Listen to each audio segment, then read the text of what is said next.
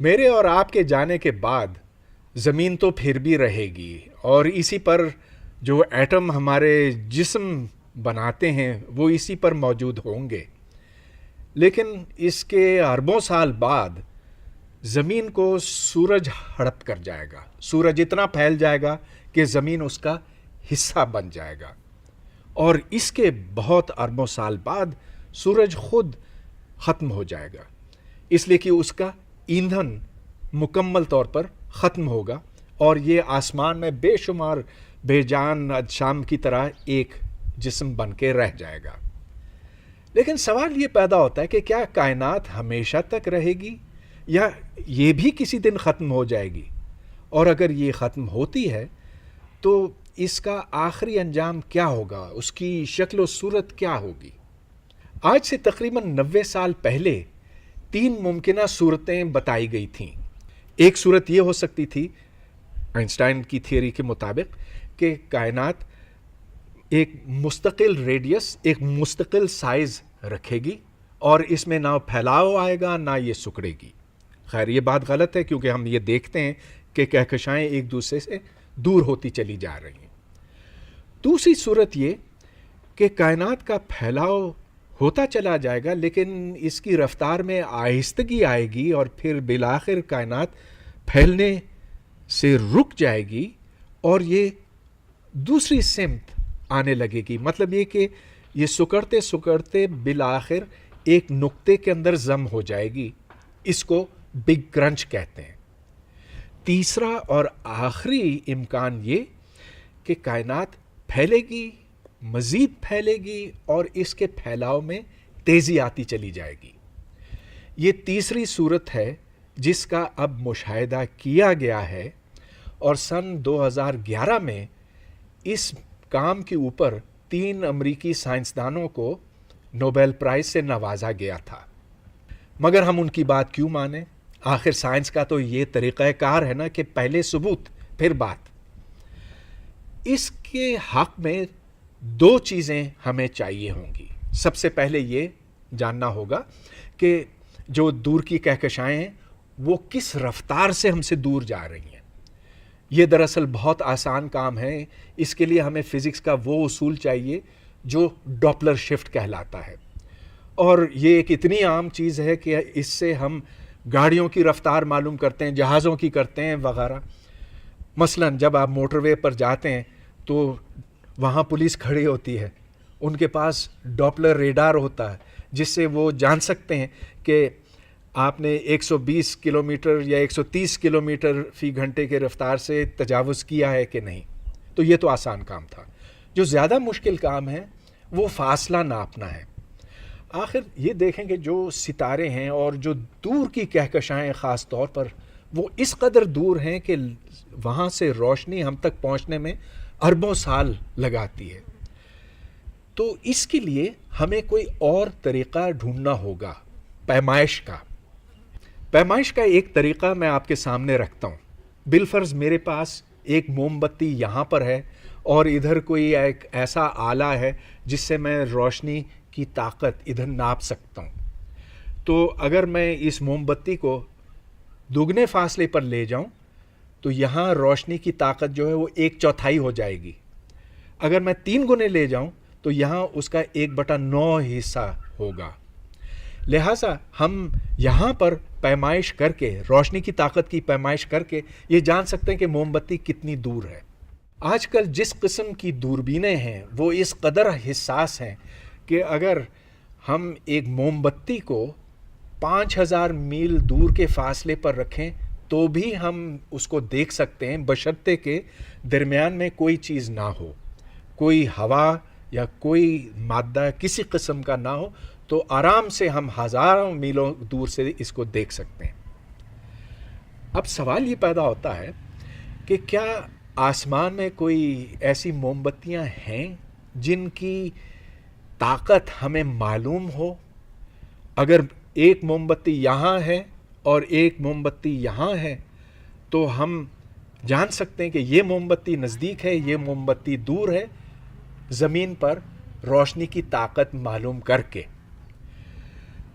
اس سوال کا جواب ابھی حال ہی میں ملا ہے، اور جن 3 سائنسدانوں نے یہ کام کیا تھا ان کو اسی کام کے لیے نوبیل پرائز دیا گیا۔ جو موم بتیاں ہیں وہ دراصل ستارے ہیں، اور یہ سپر نووا کہلاتے ہیں۔ سپر نووا یعنی کہ ایک ایسا ستارہ جو پھٹا تھا۔ ستارے کس طرح سے ختم ہوتے ہیں اس کی میں تھوڑی سی بات کرتا چلوں گا۔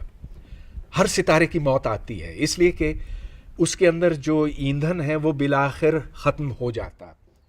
اب 2 صورتیں ہو سکتی ہیں، اصل میں کئی صورتیں ہو سکتی، لیکن ایک صورت یہ کہ ایک ستارہ خاموشی سے مر جاتا ہے۔ ہمارا سورج بھی اسی طرح کا ستارہ ہے، لیکن بعض ستارے بڑے دھماکے کے ساتھ پھٹتے ہیں، یہ سپر نووا کہلاتے ہیں۔ اور جب یہ پھٹتے ہیں تو ان سے جو روشنی نکلتی ہے وہ اس قدر تیز ہوتی ہے کہ اس ایک ستارے کی روشنی اس تمام کہکشاں کے ستاروں کی روشنی کے برابر کی ہوتی ہے، بلکہ اس سے بعض دفعہ زیادہ کی ہوتی ہے۔ لہٰذا ان سپر نووے کو ہم دور آسمان سے دیکھ سکتے ہیں، گو کہ یہ اربوں نوری سال دور ہیں، اور تقریباً ایک کہکشاں کے اندر ایک ستارہ اس طرح کا 300 سال کے بعد پھٹتا ہے اوسطاً۔ لہٰذا یہ ایک طے شدہ بات ہے کہ کائنات کے پھیلاؤ میں تیزی آتی جا رہی ہے، مگر اس کی وجہ کیا ہے؟ کیا چیز ہے جو کائنات کو پھیلا رہی ہے؟ اس بات کو سمجھنے کے لیے مجھے کائنات کی ساخت کے اوپر تھوڑی سی بات کرنی ہوگی۔ کائنات میں مادہ ایسا ہے جو ہم دیکھ بھی سکتے ہیں، اور مادہ ایسا بھی ہے جو ہم نہیں دیکھ سکتے۔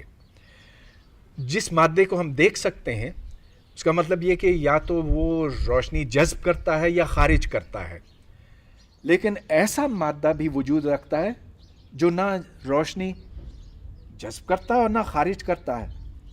تو ہمیں کیسے پتا کہ یہ چیز ہے جب ہم اس کو دیکھ نہیں سکتے؟ یہ بات میں یوں سمجھا سکتا ہوں کہ اگر کوئی چھوٹا جسم، کوئی پتھر بالفرض آپ نے ڈوری کے ساتھ باندھا ہو اور یوں آپ گھما رہے ہوں، تو وہ پتھر ایک دائرے میں گھوم رہا ہوگا۔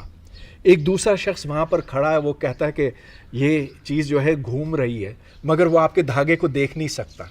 پھر بھی وہ یہ اخذ کرے گا کہ دھاگا تو ہے وہاں پر۔ اسی طرح جب ہم دور کی کہکشاؤں کو دیکھتے ہیں تو ہم دیکھتے ہیں کہ وہ دوسری کہکشاؤں کے گرد یوں چکر لگا رہے ہیں، اور آخر اس کی وجہ کیا ہو سکتی ہے؟ کشش ثقل، گریوٹی۔ مگر یہ گریوٹی اس مادے کے سبب پیدا ہو رہی ہے جس کو ہم دیکھ نہیں سکتے۔ چنانچہ بہت سے مشاہدات کے بعد ہم اس نتیجے پہ پہنچے ہیں کہ کائنات میں ایک اچھا خاصا حصہ ایسے مادے کا ہے جو دیکھا نہیں جا سکتا۔ یہ ڈارک میٹر کہلاتا ہے۔ ایک اور بڑی اہم بات ہے کائنات کے پھیلاؤ کو سمجھنے کے لیے، اور وہ ہے ڈارک انرجی۔ یہ ایسی توانائی ہے جو عام توانائی سے بالکل ہٹ کے ہے، اور اس کو سمجھانا اتنا آسان کام نہیں ہے، لیکن پھر بھی میں کوشش کرتا ہوں۔ بالفرض آپ کسی برتن میں سے ہوا کسی طرح سے نکال لیتے ہیں، ساری ہوا نکال دیتے ہیں، اس میں اب کوئی ایٹم نہیں، کوئی مالیکیول نہیں، اور آپ نے یوں سمجھا کہ بس وہ برتن خالی ہو گیا۔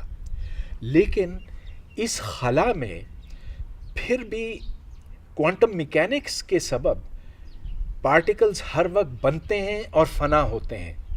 وہ خلا میں سے نکلتے ہیں اور پھر واپس جڑ جاتے ہیں۔ اب جتنا زیادہ خلا ہوگا، جتنا زیادہ حجم ہوگا، اسی حساب سے یہ ڈارک انرجی موجود ہوگی۔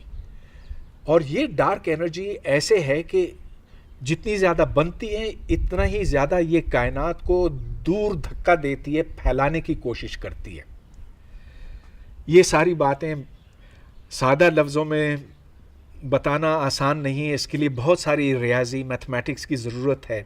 لیکن چلیے، اگر آپ اس بات کو قبول کر لیتے ہیں کہ کائنات کے پھیلاؤ میں تیزی آتی جا رہی ہے، تو پھر سوال یہ پیدا ہوتا ہے کہ آخری انجام کائنات کا کیا ہوگا؟ افسوس سے کہنا پڑتا ہے کہ کوئی اچھا اختتام، کوئی اچھا انجام نہیں ہے.